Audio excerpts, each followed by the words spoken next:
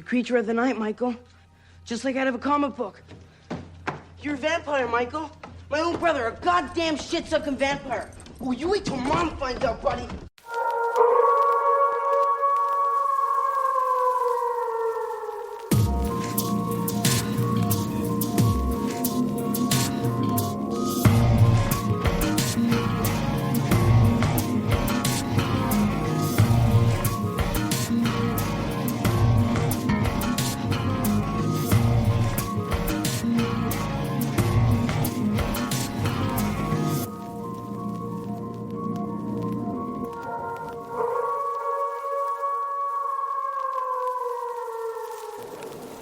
How far are you willing to go, Michael? Hello, and welcome to Comic Book Bears Presents The Bear Cave of Terror. I'm your hairy, heavy homo and horror fan host, Steve Morey. Each week here in the Bear Cave, I invite a horror-loving guest who brings with them one of their favorite scary movies. It can be classic, gory, trashy, obscure, well-known, or something probably still banned in Britain. In other words, a thrilling work of cinematic terror that we think you might enjoy. In each episode, we'll dig into the flesh and bone of the film, highlighting our favorite scary moments, as well as stories and details from beyond the screen, all while our guest imparts their deep and possibly concerning love for this week's Frightful Vision unto you, our dear listener. And with me today is Mike Lovins. Mike, tell us about yourself. Hey, Steve, how you doing? Yeah, so like you, I am a big movie lover. I am one of the co-hosts of the Real Gay Movie Show, a weekly podcast, no video, audio only. Got to protect your screens. But we are, our tagline basically is straightforward reviews from a queer point of view. So we talk about the usually the big movie of the week. I've been doing that with my co-host Ryan. Now we're in our, I think, 8th season. So I can't believe we're still doing it. Our listenership isn't great, but you know, if there's 3 people that listen, I'm like, it's worth it. I am one of those 3. I love you guys' takes on movies, and, you know, there have been a few times where I've just been like, well, they didn't really like it, so maybe I'll temper my expectations a bit before going into the movie. And then also, when I agree with you guys 100%, I'm like, yes, I was right. Yeah, there you go. There you go. We do our best to try and make sure when we get into spoilers that it's obvious. Sometimes there's movies like, there's nothing to spoil. You saw it on the preview. You know what's happening. Exactly. Yeah. Well, speaking of spoilers, the movie that we're going to be talking about today is going into, I mean, gosh, it's almost been 40 years since it was first premiered back in 1987, which seems kind of crazy that it's that old at this point, but I love it. You absolutely love it. It is the movie The Lost Boys. Directed by Joel Schumacher, and again, released in 1987. Yeah. My question for you, because there's a little bit of an age difference between us. How old were you, or what year did you see this movie?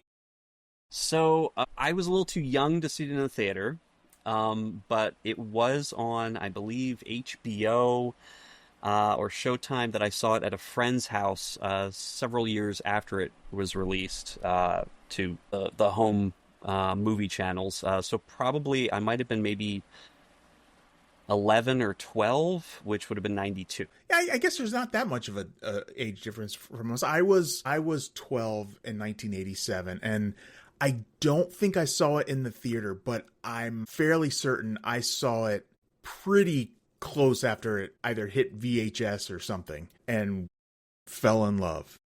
Mm-hmm. I mean, it's definitely one of those movies that I think the first time that you see it, and depending on the age you are when you first see it, it hits a little bit differently. But this was definitely, I know from my experience, one of my favorite movies growing up. But also definitely has always been one of those movies that I can pull out anytime, once a year, twice a year, whatever, and the feeling is still there.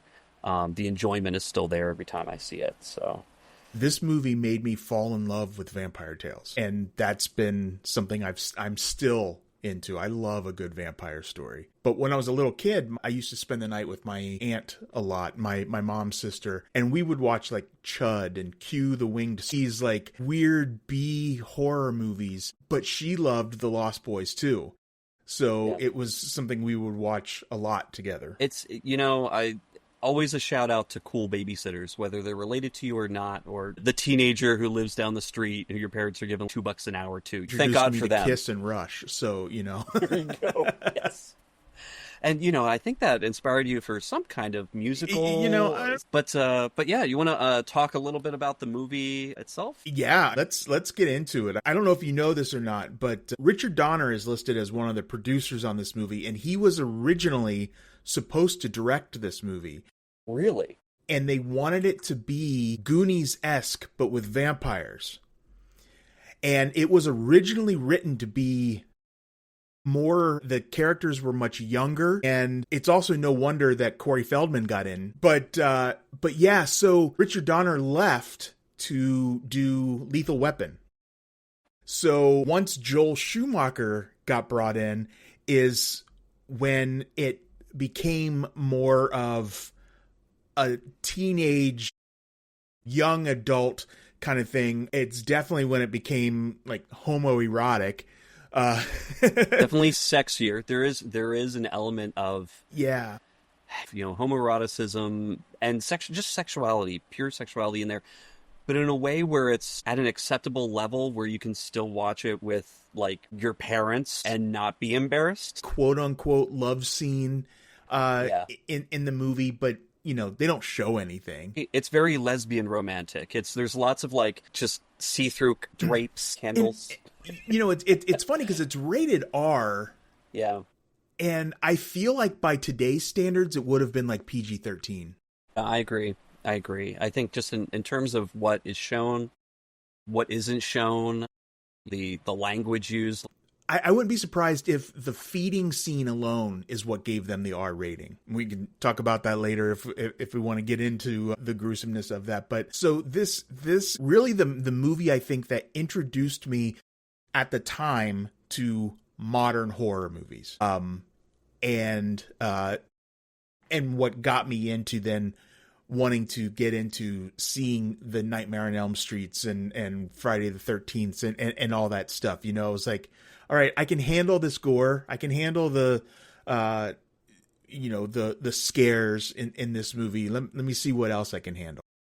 Absolutely. And, I mean, for the listeners who haven't actually seen this movie, or it's been a long time, to give a quick summary, a quick overview of what the film eventually became, it's basically a story that takes place in a beach town with a lot of kooky personalities and very interesting hippie meets punk meets goth kind of beach town. A young family moves in, a single mom and her two teenage boys, one who's probably about 19, 20. He might actually be about 18. It's not very clear, but he's definitely older. And then her son, who's about 13, 14 years old.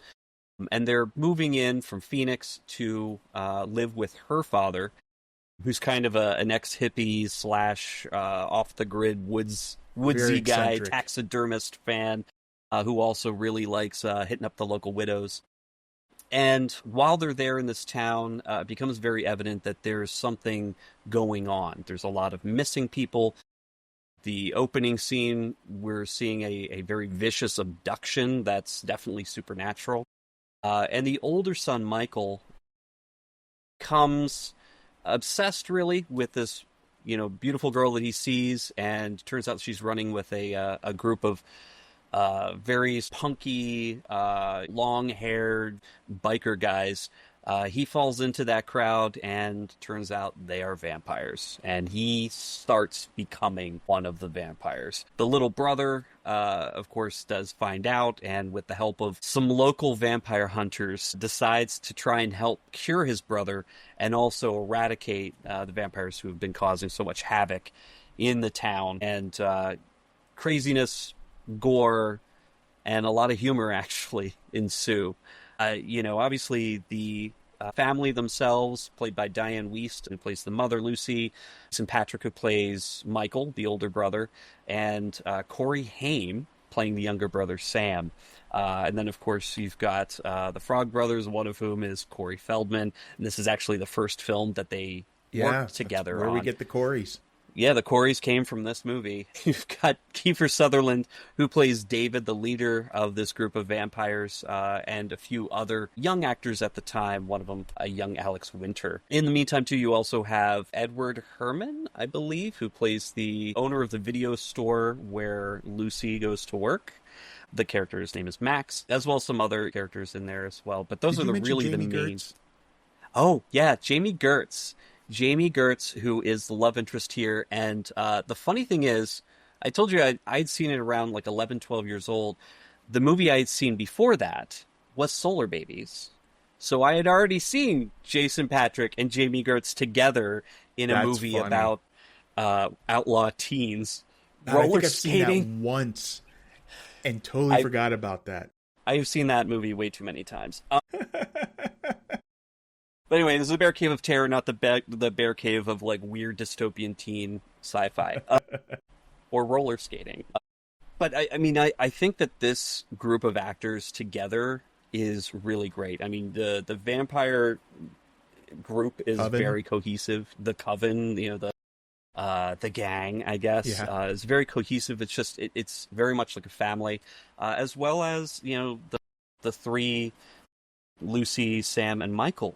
They act like a really close-knit family as well. So there's a really interesting relationship dynamic there that already exists before we get into the vampires. So many things that that Diane Weiss says throughout the movie, I'm like, yeah, my mom would say that. Like, I'm getting sick and tired of you guys, blah, blah, blah. And I'm like, oh my, I mean, she is such a mother. She played it so well. And I gotta say, the people in this movie, I would say that for the most part, that is where I initially recognized most of those people from. So going forward, anytime I saw Diane Weiss in something, I'm like, I love her. I'm going to watch this.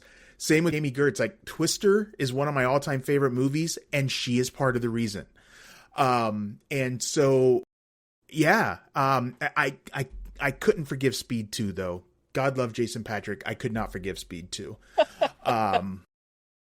But the Coreys, I latched on to the Coreys. Yeah. I mean, they, as a team together on screen, they work well together. And Coreys Feldman, of course, he had just finished filming The Goonies and was starting on this film. And at that point, he was kind of like a blasé. I've been here, I've done that. I'm a seasoned acteur.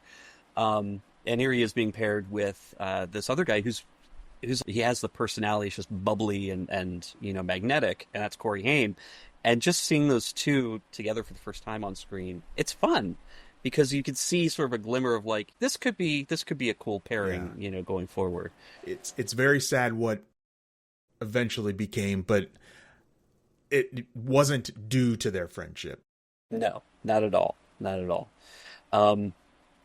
But I know you had mentioned the initial direction that this film took, and I thought it was pretty interesting, how the vampires were supposed to look. And there was, I think originally the idea was that they were a lot more gruesome, a lot, more cartoonish almost in the way that they were supposed to look. But unfortunately, Schumacher did not like the initial design, and so he ended up reaching out to Greg Cannom, to come in and provide some more options or some different designs there.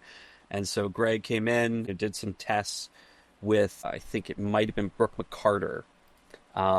Just the initial sort of simplified forehead that's a little bit smoother, but then also sunken eyes and pointed cheekbones. And then a very simple 2 fangs on the canines. And Schumacher liked it so much that after the first couple of tests, he was like, yeah, this is good. Do it for everybody. With the exception of Kiefer Sutherland, he wanted more of a sharper, much more shocking makeup. And so his looks a little bit more refined. His eyes are sunken a little bit deeper. His cheekbones are a little bit sharper and more defined. But the big thing that Greg brought to it was the eyes. Those contacts, he actually flew over to England to get them. There was some very, very big deal getting these contacts, but the eyes really do make it. Those deep red or yellow eyes are pretty crazy. And I'd heard that the technology that they had then, they were glass contacts. And so it would hurt their eyes. Any little thing that got in there, it was scratching behind them. And so if you watch the movie, like when their eyes are vampire colored, they're hardly blinking because they can't. That actually adds to it too, because it's more intense and more inhuman. It really is. What's more inhuman than somebody just not blinking? And I mean, I hate to say it like this, but just the fact that they're in a little bit of pain just kind of adds to that anger that they have too, you know? Oh yeah. Neil, of course, worked to refine a lot of that, and she was doing a lot of the on-set work while Greg was working off-site. So a lot of the day-to-day makeups that they were doing during filming, V had a very strong hand in as well. And so between the two of them, I mean, they created the look for vampires for the next 10, 20 years. And honestly, it really is the standard of vampire look that I compare other, like Twilight, get out of here. If a vampire doesn't have fangs, it doesn't work for me. They don't have to become Nosferatu with the pointed ears and all that stuff. But really, it is the gold standard of how I feel like vampires should look. Absolutely. And, you were talking a little bit about gore, and how sometimes some of the kills, some particular scenes were very heightened. A lot of the vampire attacks early on in the first half of the movie, they all happen off camera.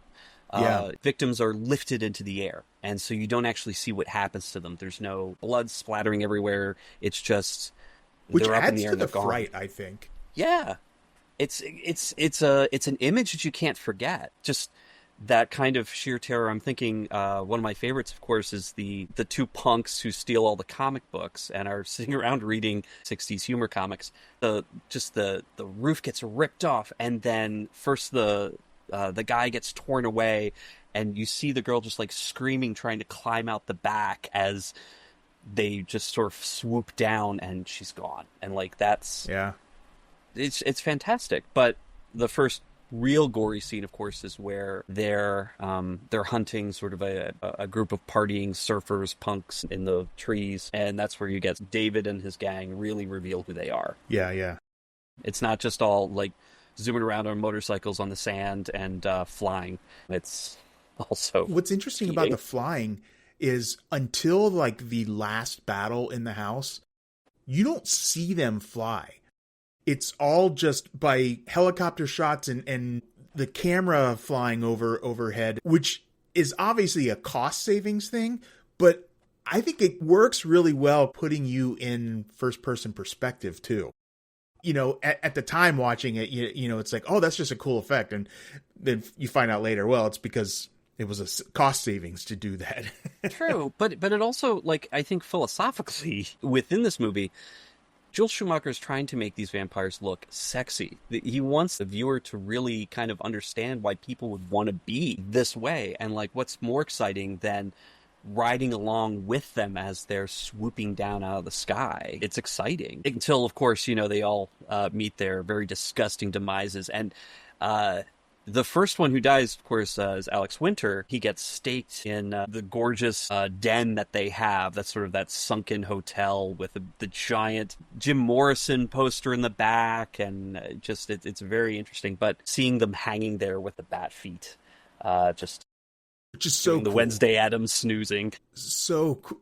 That's such a cool image too. Yes. That's a different way to portray vampires because it's usually coffins and stuff like that. But essentially, and I think they even kind of say it, the cave is one big coffin. And what a perfect environment. Oh, yeah. Yeah. And of course, you get a very messy death there, which then really shows how claustrophobic that environment is when you're trying to get out. Coreys Feldman apparently really hated it. I was reading an interview with him that was written just after they had filmed it, and he was like, they kept throwing dirt and slime on us, and like the cave opening was really sharp, and it was just awful. You come out and you're covered in goop, and it sucked.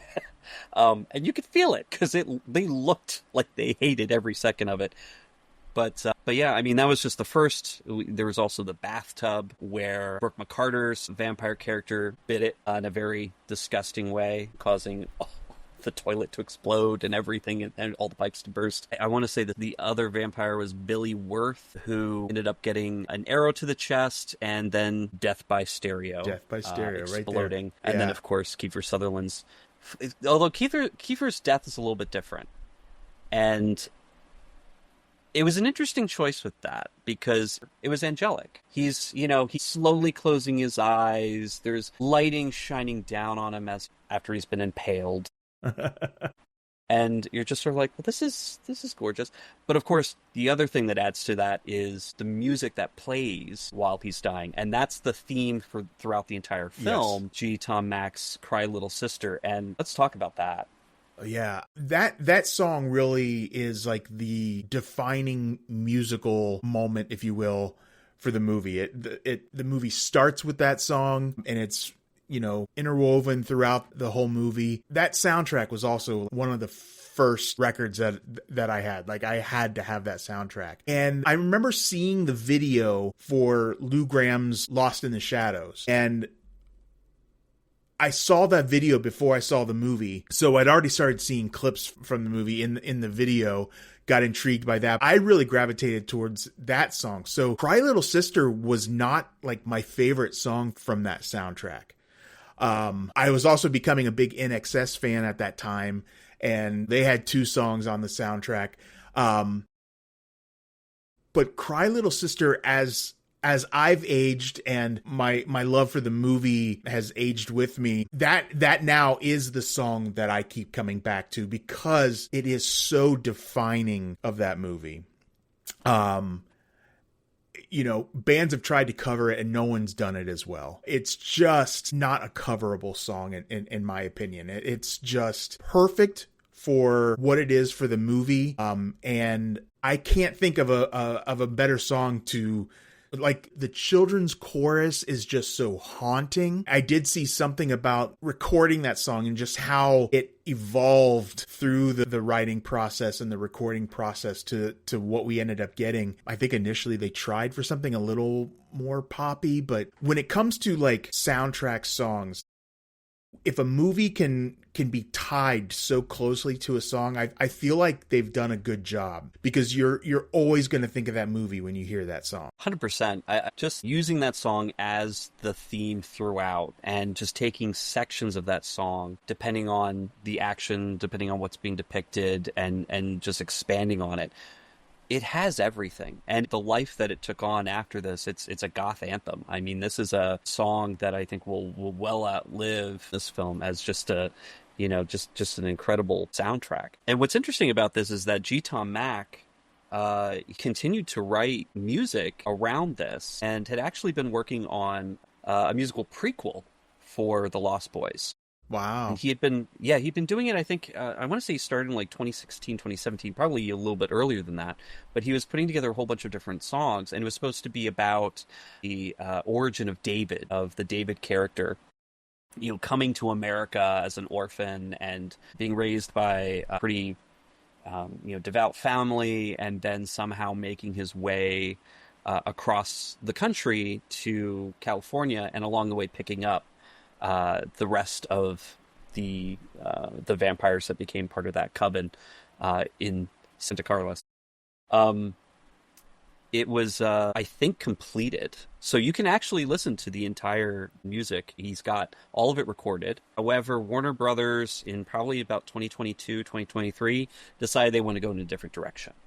And so they put the kibosh on his version and went with a complete adaptation of the movie as a stage musical, which is actually going to be premiering in January of 2026 on Broadway. They've already recorded all the music for that. It's being produced by Patric Wilson. I believe he's playing Max. The music is by a group called The Rescues, and it's actually pretty good. You can hear some of the music now. They did a full concert in March, and you can hear clips from that. It's a pretty interesting soundtrack, and it looks like it could be pretty cool adaptation. I'm going to have to seek both those out. That prequel story sounds like something I would be really interested in. I wish they would still figure out some way to do that. I can't imagine, even if they let them do it as a novel or something like that would be fantastic. There's no way it can be worse than either of the sequel movies. I They don't don't even exist to me, to be honest. Yeah, with I don't you. even want to talk about them, just how poor they are. I've only seen one of them, and I've seen a clip from the other, and I'm just like, no, thank you. No, the thank other's you. even worse. So, But you can, if you wanted to, you can actually go and check out on GTOM Max webpage. He has it, but also there is a Spotify playlist out there with all of the songs. You can look it up under Cry Little Sister. That's the reworked name of this musical that he's created. So now it's more of like a concept that he does put on in his concerts. The music's pretty interesting. It tells an interesting story. It does tie into the film a little, but of course now it's kind of been divorced from the film for licensing reasons. But I just thought it's pretty interesting. Hollywood is getting a lot of their big 80s hits adapted into stage musicals. We've seen it with Beetlejuice. We've seen it with Back to the Future. And of course, here's The Lost Boys. I was going to say, when's Gremlins? It's coming, I'm sure. I'm sure once Gremlins 3 is released, we'll have a musical announcement too. But I mean, like, even going past this song, there's a couple covers that are pretty big on the soundtrack too. Don't Let the Sun Go Down on Me is a perfect song for a vampire movie.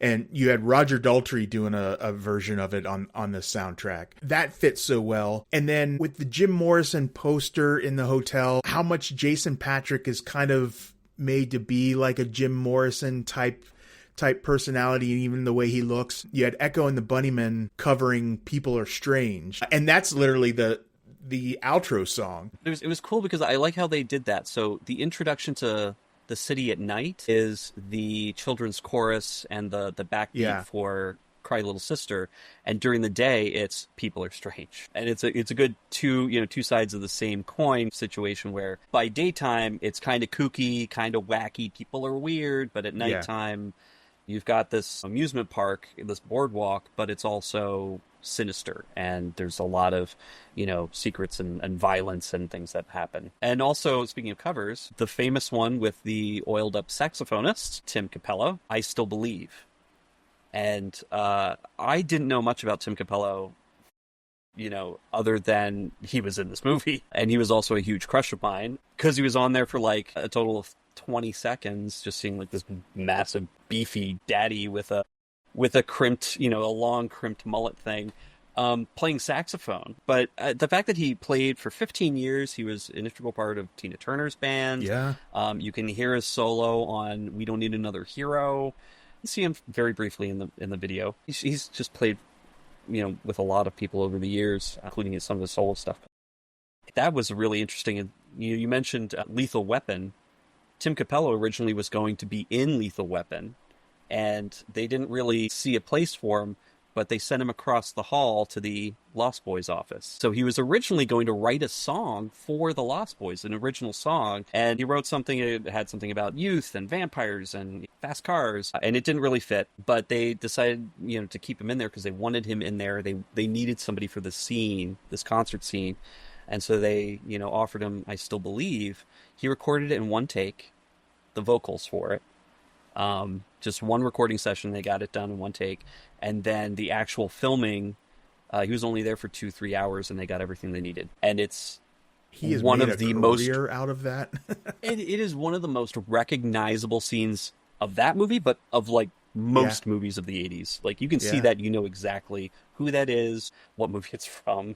I'm really bummed because a few years ago he played at a local club here, a small club, which sold out super fast, and I did not get to go, but I heard, like, obviously he did the song from the movie, but he also did his own version of Cry Little Sister. He is still rocking the ponytail. Kicking. Oh yeah. And the oiled body and cod piece and all that stuff. Yeah, I mean he's been rocking for many years, and he's still living that life. So yeah, good for him. Also, as far as soundtracks go, I think this is up there. I think this is one of those top soundtracks. You can just listen to it, you can see the movie in your head, but also just the feel of it is so perfect. It brings you back. It puts you right back into the movie.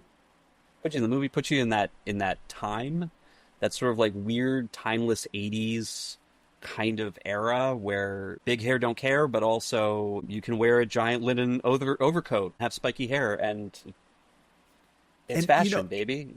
87 was such a weird year too, because it was like it was still very much the 80s, but it was so close to the 90s that it felt like the 80s were coming to a close, but there was still a lot of 80s happening in 86. It's so much 80s. I think like that mix of fashion that's really there. I mean, you got the leather jackets, you got the pirate dress that Jamie Gertz is rocking through the entire movie. Laddie's wearing a band uniform. I was going to say, yeah, kind of like a Sergeant Pepper's kind of thing. Yeah, exactly. And both Sam and Lucy could basically trade out their wardrobe because they had the same size shoulder pads. Like, really, it's fantastic. I think one of my favorite parts of this movie, and kind of going back to the idea that sexuality was infused throughout this film, I'd say like in a very like innocent way almost. And you mentioned the sex scene. I mean, the sex scene between Jason Patric and Jamie Gertz is so like through the veil, like you see nothing, and it's right. Very it's sensual. From a distance, and it's moving, so you don't really see anything. Scandalous. But also there is the bit of Corey Haim's character that's also vaguely metrosexual, I think at best, and, potentially sort of like an early kid who could be coming out. And I think a lot of that has to do with how his room is set, and also the clothing he wears. It's and very... even like the way the song he's singing in the bathtub. I need a man. Yeah. Ain't got a man. Like, yeah. Yeah, and I think that's a little bit. That's definitely where I feel Joel Schumacher's influence was coming in. I don't know enough about him to know if he was out then, but we did eventually, know that Joel Schumacher was a gay man. Yeah, and so I feel like that's part of his aesthetic, kind of coming through that character a little bit. Maybe the way he may have been as a teenager or wished he had been as a teenager, because his decorating choices in his room, not talking about the taxidermy that the grandfather kept dropping in there, but the posters on the wall were form school girls. It's, it's sassy women. That is such a game. You've got the promotional still of Rob Lowe with a half shirt in a very sexy pose. And you're like, what is that from? That's Teen Beat? Like, why does he have that on his wall? But then also you've got Molly Ringwald, that was actually from Breakfast Club, also on the wall, just a very close-up of her, and a very interesting... This is a female character I admire, I was going to say, to be fair, I had a poster of Alyssa Milano on my wall, but, She was tough and sassy. She's a cool... Right? She's a cool chick. She knew who the boss was. Exactly. Tony Danza. Daddy Danza. Anyway, whether I knew who I was... Yet watching that movie, I can watch it now and be like, okay, here's little clues. There's definitely some homoerotic stuff happening in the movie, but there's also just some general gayness. And I know the Frog Brothers, they're brothers, but like there's something about the way that they kind of latch on to Sam, and it's just there's a bond there that very quick bond. Yeah. One of the other things I was going to mention about this, because your main gig is with the Comic Book Bears podcast, and you kind of mentioned it earlier with the people in the car, but this movie is kind of a love letter to comic book lovers. It is, and also it is for any OCD or very concerned comic book lovers. It is horrifying because just handling of the comics, the fact that all these comics are just sitting out with ocean air in an open store. He's just on a stand. Back issues on a stand. In the way that they handle it, it's like pulling back the cover. I'm like, oh my god, oh my god, oh my god.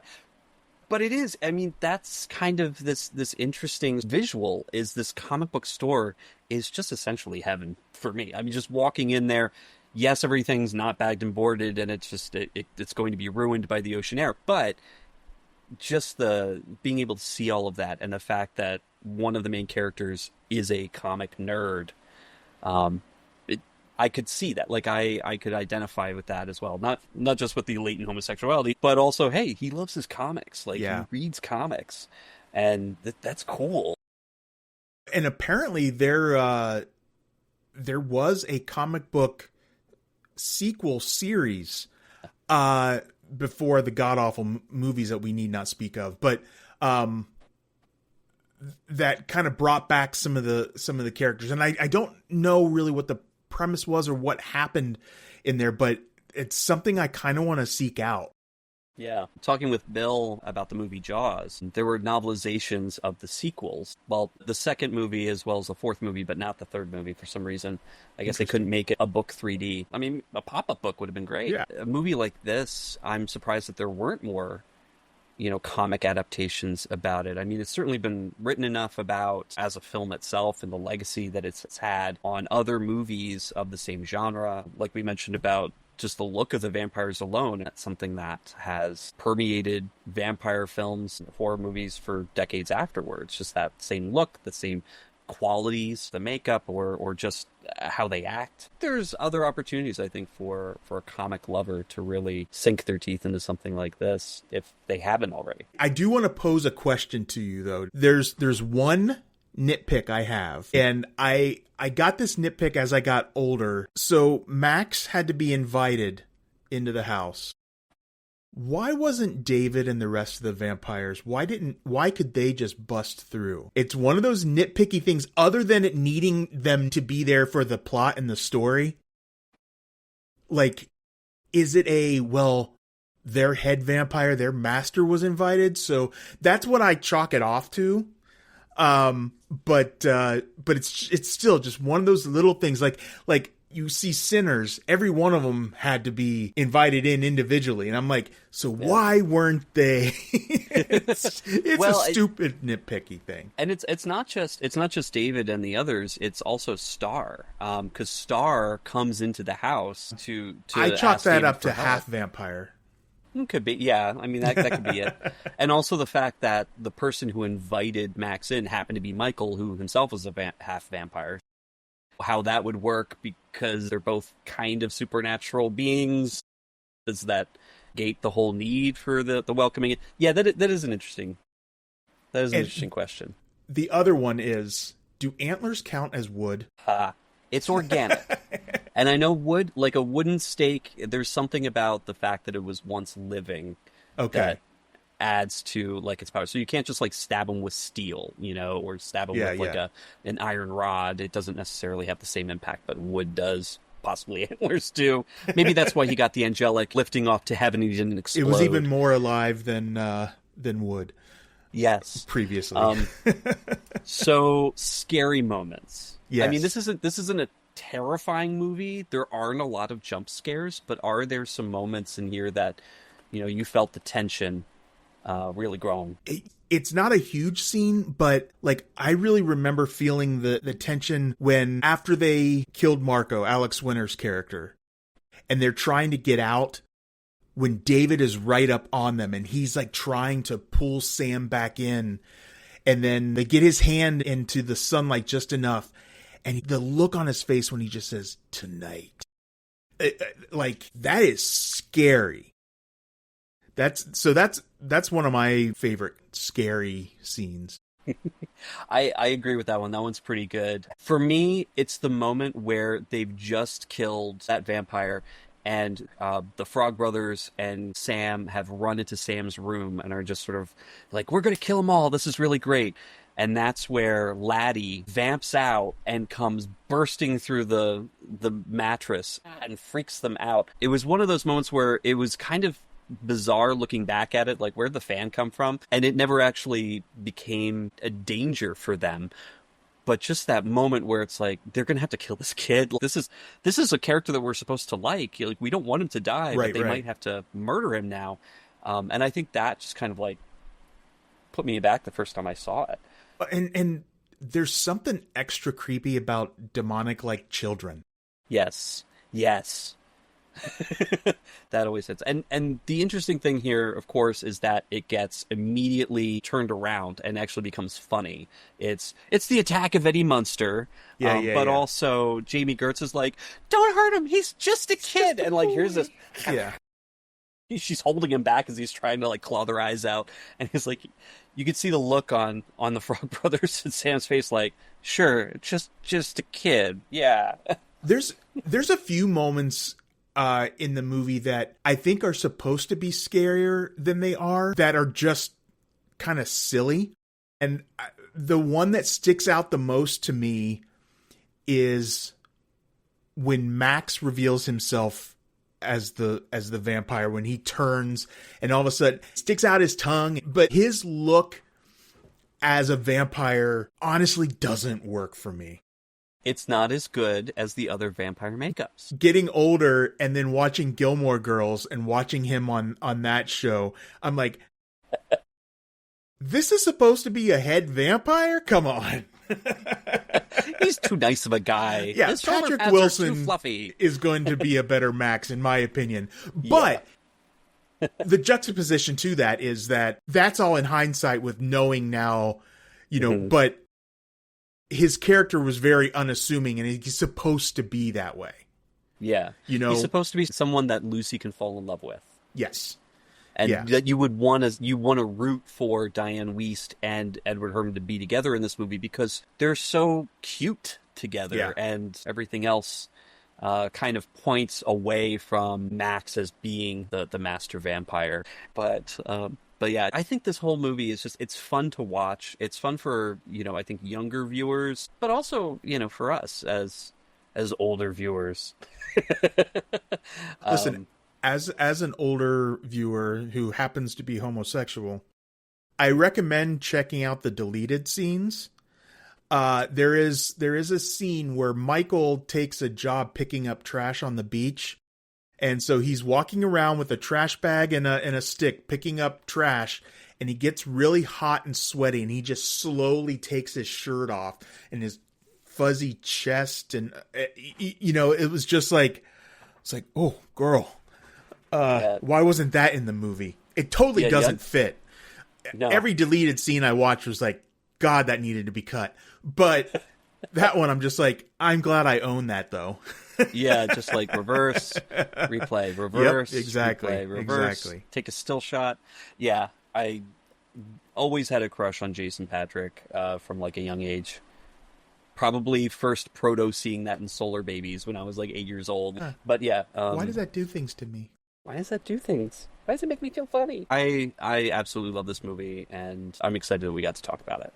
Me too. It's it's the kind of movie that honestly for me, it's an anytime rewatch. Like, I don't have to be in a particular mood. I'm happy to throw it on just whenever. Yeah. And I do have to say, too, I watched this with my husband, and he absolutely loves this movie as well. I mean, this is one of his favorite movies. This is one of the few horror movies he can watch. But similar to you, it is one of those movies that made him fall in love with vampire films. Nice. And so he does, he'll watch a vampire movie because of this movie that put him on that trajectory. Awesome. Yeah. It's cool that it has that impact on people. You've just listened to another episode of the Bear Cave of Terror, and if you haven't seen The Lost Boys, or after listening to us, are struck with an irresistible compulsion to watch it again, it is available to stream on HBO Max, Netflix, Amazon Prime, Tubi, Philo, and several other streaming services, or can be purchased digitally or on physical media at any fine online or brick-and-mortar stores. And Mike, if listeners want to hear more of you or get in touch, how would they do that? Best way is through the podcast Real Gay Movie Show, and that's REEL. But if you go to realgaymovieshow.com, it takes you to a link page that's got all of the platforms that we're on and how to get a hold of us. So that's the best place to go. Awesome. And we'll definitely have you back on to talk about a couple other fun, exciting films that I know that you also love. Looking forward to it. I'm looking forward to loving those with you. And you can also follow us on the Bear Cave of Terror on Blue Sky and Instagram at Bear Cave of Terror, or send an email to bearcaveofterror@gmail.com. A list of sources will be available in the show notes if you'd like to know even more about the history of the Lost Boys or things around the Lost Boys. And in the meantime, I've been your host, Steve Morey. Good night. And if the leader of a freaky biker gang offers you some unidentified red liquid in an ornate bottle, take a swig. Why not? You're only young once. Or forever?